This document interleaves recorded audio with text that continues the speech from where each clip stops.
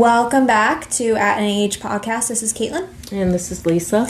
And we are coming to you this week with a few things that have gone through my life. And maybe these are certain things that you wrestle with as well. I know that in the past we've talked about kind of like the taking a break or, you know, taking a step back, or maybe someone else has ended things like with you. But what I'm feeling like talking about and what's like on my heart right now is when you yourself take that step to end things with someone and walk away and say, enough is enough. Because I just feel like it's super, super tough to do that because both Lisa and I are caring people and we want to see the best in everybody, but sometimes, you know, there is evil in the world, and sometimes the devil creeps into places. The enemy creeps into places. I know that's dark and deep and scary, but that's what I'm feeling right now. That is dark. Very dark. I mean, I think, I don't know, I don't think that everyone is evil that comes into, you know, I'm just... No. Yeah, not everybody's evil, but there is evil. Right. Of course there is. There's good and evil. Yeah. But I think, you know, I don't know. I think people just get into a pattern of doing things, and I don't know, everybody has their own stuff from their past, and some people can overcome that and move on, and some people are still working on that, and they're not ready when you're ready because you're ahead of them and working on yourself, and they're still working on themselves. Yeah. You know, maybe you're 5 steps ahead of them and they're still where you were. Yeah. 5 steps back, whatever, that how many sense. Whether that's months behind or years behind, because it takes a while to work on ourselves. Yeah, but then I think there's that point of being sucked in, and so how much are you going to be sucked into their situation? Like, if you're not developing together, if one person's kind of holding the other person back and is doing it in a way that is like not obviously not like holding someone back is not positive, then you need to decide for yourself to kind of move on because of their own like darkness and I don't know, development, like character development and who they are. So I guess, yeah, I was a little dark, but I think that's, like, the reality is I'm always very, like, realistic, and there is, you know, good and evil, and there's both sides. You know, I feel like we can't just talk about, like, God without talking about the other side of things and the tempter. Mm-hmm. And how I feel like a lot in the world, like, that temptation is growing and becoming bigger. And so for me, you know, the temptation is just to, like, stick around with someone who maybe isn't very, like, positive for me. So I did, like, a big thing, like, a month ago. And someone that had been in my life for 2 years, who I never met, but, like, had been in my life, I finally just, like, put my foot down and was like, please don't contact me ever again. Because, like, every single time it was that person walking back into my life and kind of staying there only for a short amount of time and then kind of like smashing all over my heart and then leaving until it was convenient for them to come back. And it's not that they're not, like, I know they're a good person. Like, I do genuinely know they're a good person, but they're not a good person for me because of their own brokenness and what they need to figure out. Right. And I think that's the biggest part is everybody has this darkness inside of them but everybody can be a good person, and they can be a good person towards certain people, but they just may not be your good person. They may not be good for you. So I think I've just been, like, wrestling with that a bit, which also makes me hesitate to, like, put myself back out there and go back into meeting people and talking to people because of, you know, situations that I've been in, that I don't want to repeat the patterns of diving back into another situation like that where you get sucked in just every time someone wants to pay attention to you just because you're, like, lonely. Right. No, I can understand that, you know. Yeah. And I think sometimes you, like, I don't know, you step back and you look at that, and it makes you kind of nervous about The future. and getting out there and dating again, because you don't want to go through the same thing again. No. You know, nobody wants to get hurt. Nobody wants to go through that. It's hard. I mean, even seeing somebody, there's always a chance that it's not Gonna work out, which is scary. Yeah. And you know, your ways come back, and you know what I'm talking about, like where you think like, oh, I'm gonna, you know, how we were talking. Like you automatically think this thing, like you're overthinking, you're thinking, you're looking too much into it. Like, well, why is this person doing that? Or why is this happening? You're analyzing it too much. And that's just not good either. No. If you're constantly questioning.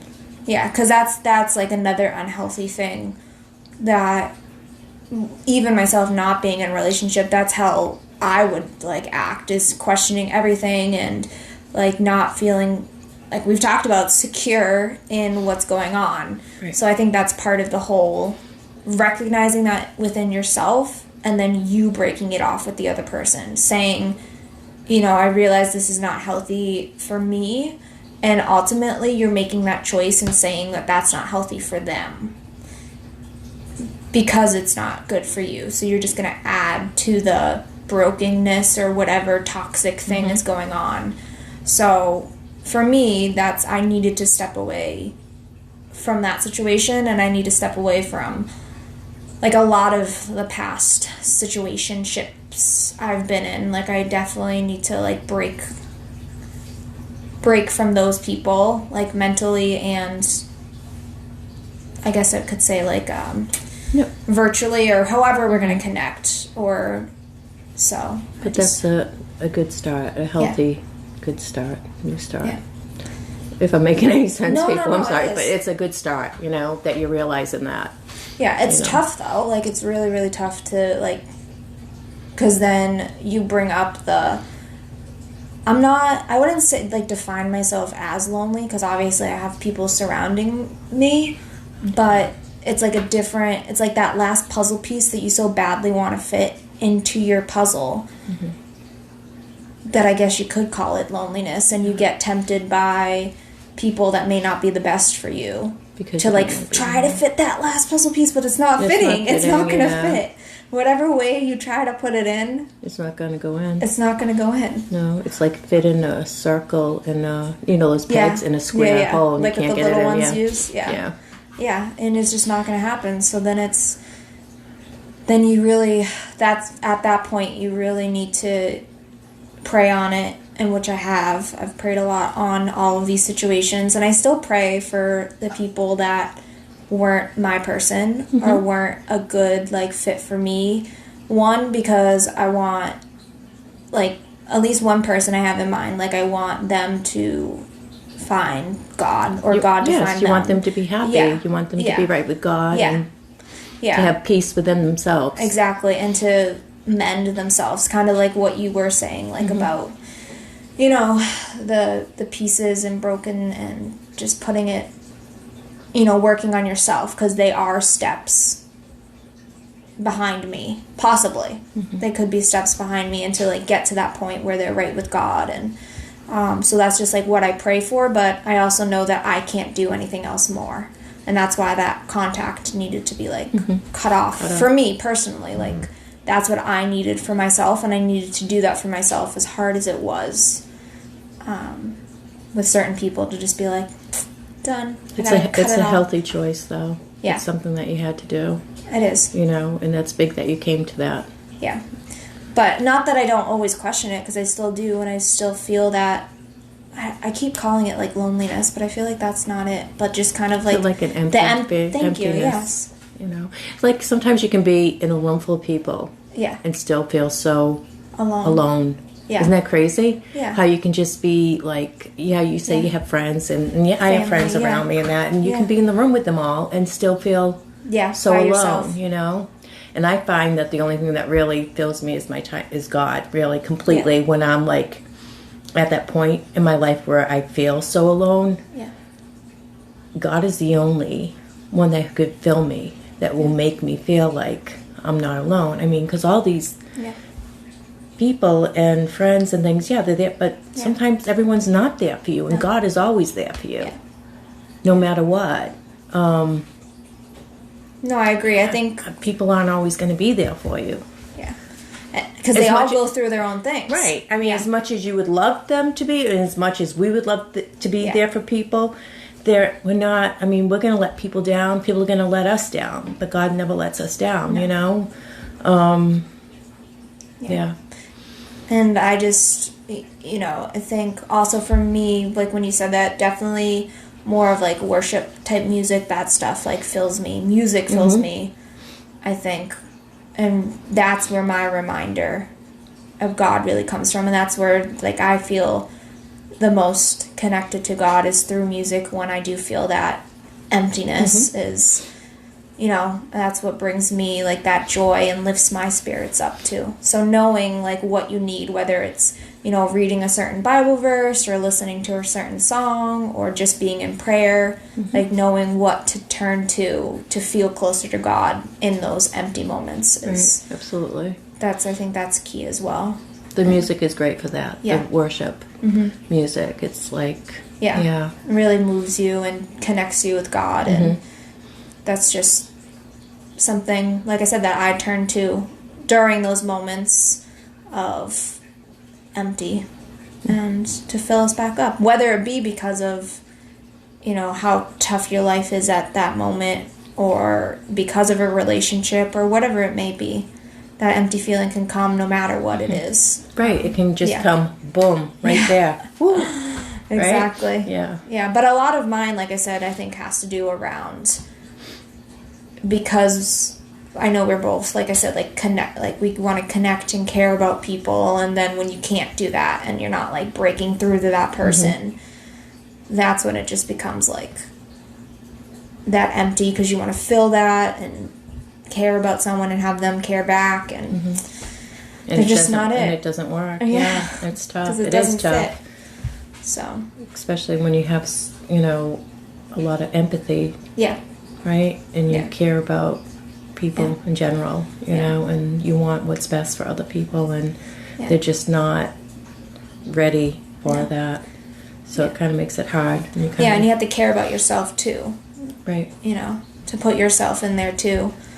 Which, again, is like a whole different topic of, are you being selfish by doing that? Are you not? But in this case, if it just becomes too much, and it's better to break from that person because they need to develop on their own.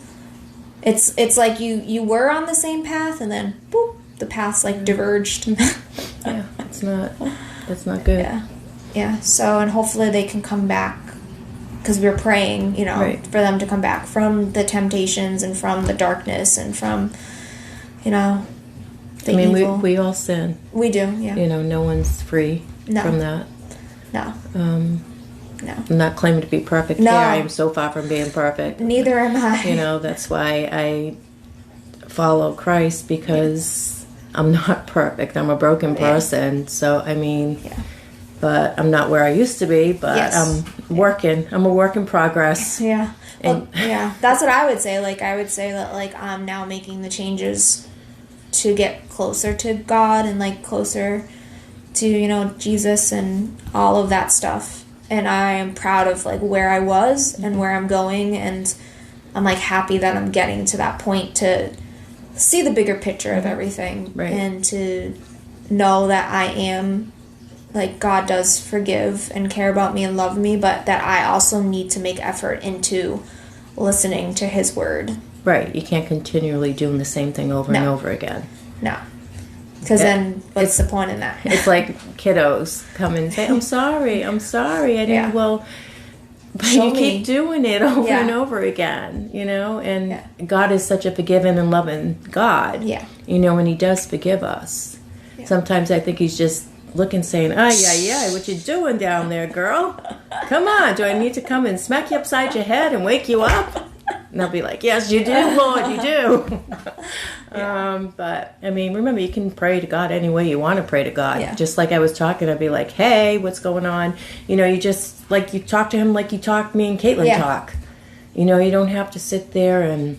Yeah, I think that's the easiest part. Like, I feel like, yes, I pray, but I feel like more often or not, I'm just, like, talking to God. I'm just, like, it's just so much easier to just be in this casual, you know what I mean, not casual, but, like, you're speaking to, just, like, in the friendship conversation with and God. that's what he wants. Yeah. He loves that. Yeah. And we talk to him like that, you know, when we have deep conversation, or even if it's just little, just talking to him throughout the whole day. I do. Yeah. But I'm sure you do too. Yeah. But yeah, and that just brings back to, like, working through what you need to do for yourself and letting go and just truly letting God guide, you know, what's happening in other people's lives, because all we can do is talk about God, but God's the only one that can be, like, to be in these people's lives and to change their lives. We can share the good news. planting the seed. But he's the one that, you know, gets in there and because we can plant the seed, but it doesn't mean we're not gonna see the bloom. No, you know, we're not. So, but it's great that we planted it, because it's planted, which is good, because we started out with throwing Lisa off by my darkness, and now we've ended into the light. But I'm just saying, because, you know, remember, once you plant that seed, God's going to bring other people into that person's life to water and nourish them. Yeah. To make them stronger. And it just might not be you. No. It just might, it might not be, because you're in your separate field, if we're going with our... Yeah. We're like, we're an analogy. Yes, over here, right there. There's our field over there. Right? It's a beautiful way of looking at it, though. It is, right? Yeah. This is your land that you were together, but then the wind carried the seeds away. Yes. We could really go off on this. Yeah, so, I mean, that's great. Yeah. It's a nice way of looking at it. Yeah. You know, from the darkness to the light. Exactly. And that's where God brings you out of the darkness and into the light. Yes, Such an amazing thing. He does indeed. Well, thank you for listening once again to us and our thoughts and getting it all out. You can find us at NEH Podcast on Instagram, Facebook, and we now are on YouTube as well, if you just want to click and listen to that.